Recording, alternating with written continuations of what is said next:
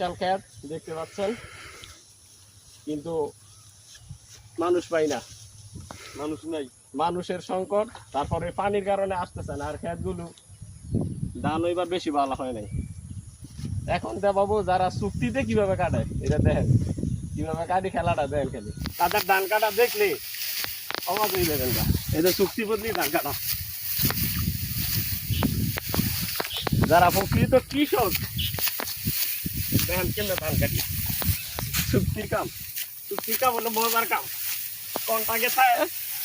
কন্টাকের কাজ শেষ হয়ে গেলে পরে আরেক কাজ।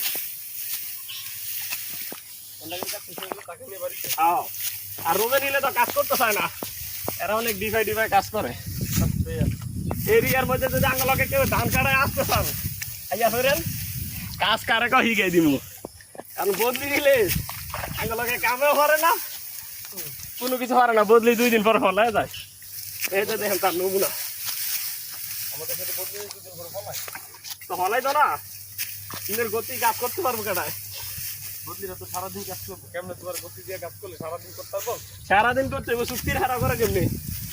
চুক্তি দিলে সকাল 8টা বাজে আইলে খেতের ধান শেষ। কি ভাই কোন সময় কাটছেন? চুক্তিতে দিলে